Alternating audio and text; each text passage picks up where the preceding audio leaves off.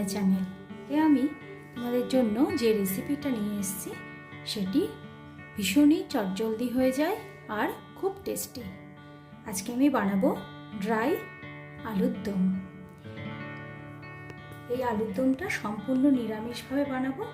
এটা তোমরা লুচি, পরোটা, যে কোনো রাইস সমস্ত কিছুর সঙ্গে খেতে পারবে। চলো এই ড্রাই আলুর দমটা আমি কিভাবে তৈরি করছি সেই রেসিপিটাই তোমাদের সঙ্গে শেয়ার করে নিই।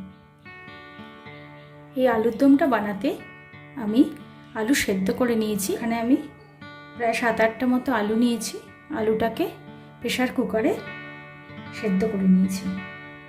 আর এটা প্রায় ঘন্টাখানেক আগে সেদ্ধ করে নিতে হবে, যাতে আলুগুলো কড়াইয়ে দেওয়ার পর ভেঙে না যায়। এই আলুটাকে ঠান্ডা করে নিয়েছি। ওটাকে এবার আমি পিস করে কেটে নেব।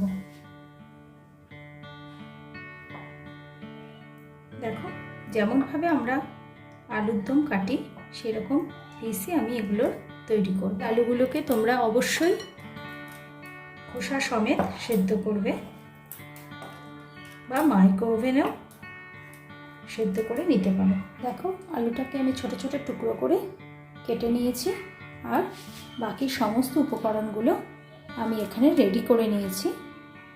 কড়াই গরম করে নিয়েছি।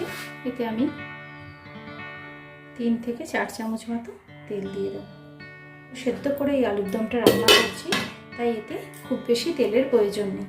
আর এটা খুবই চটপট হয়ে যাবে, ভীষণ তাড়াতাড়ি তৈরি করা একটা আলুর দমের রেসিপি।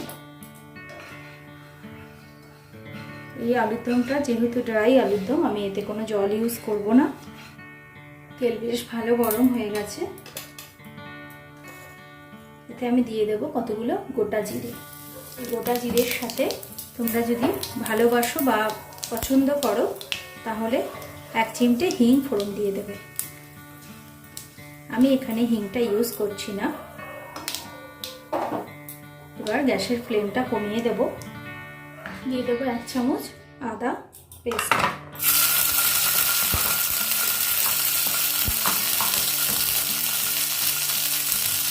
একই সাথে দিয়ে দেবো ধনের গুঁড়ো,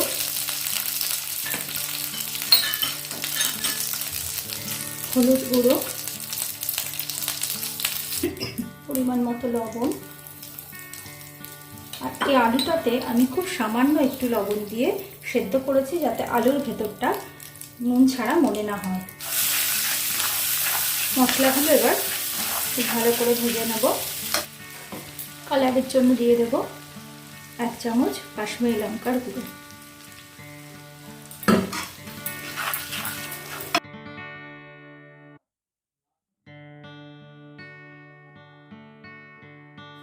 দিয়ে দেবো সামান্য চিনি। এবার এতে দিয়ে দেবো কুচিয়ে রাখা কাঁচা লঙ্কা। কেউ ঝাল বেশি খেতে পছন্দ করলে এতে শুকনো লঙ্কার গুঁড়ো ইউজ করতে পারে।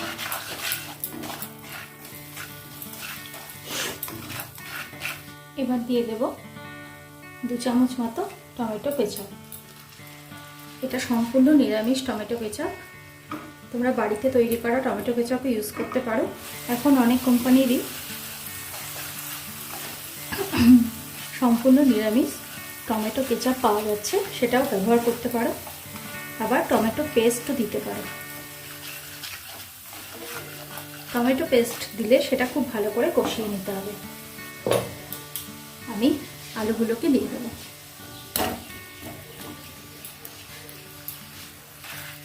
আলুগুলোকে খুব ভালো করে এবার মশলার মধ্যে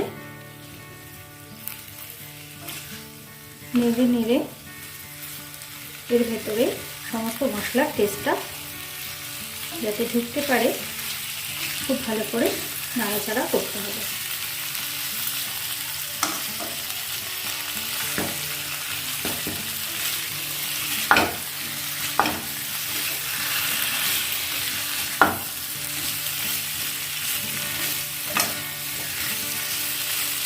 এবার 2-1 মিনিটের জন্য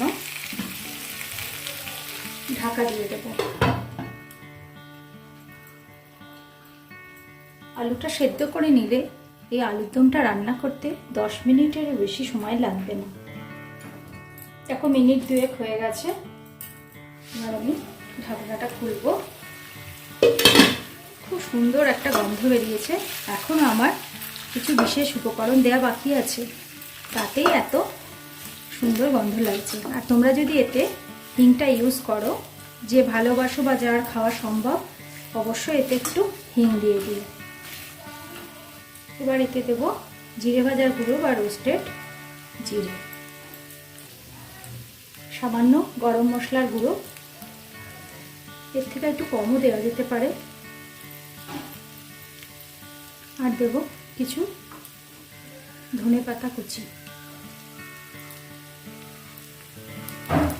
অল্প কিছু ধনেপাতা রেখে দেবো গার্নিশিংয়ের জন্য।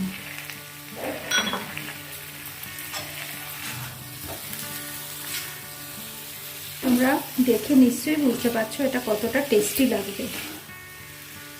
অবশ্যই তোমরা চটপট বাড়িতে বানিয়ে ফেলো আর আমাকে জানিও যে তোমাদের কেমন লাগলো। কমেন্ট বক্সে আমাকে অবশ্যই জানিও।